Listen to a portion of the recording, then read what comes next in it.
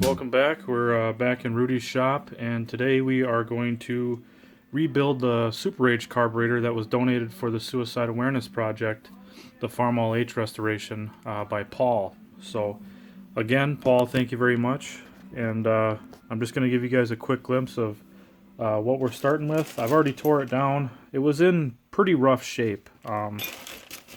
This is just a bag of small parts. You can see here you got the venturi and throttle shaft, choke shaft, all of your jets and associated hardware. Can't really, camera won't focus. I forgot my GoPro, so I'm doing this all with my cell phone. But the top side looks pretty good. Inside the throat you can see is pretty rusted and corroded.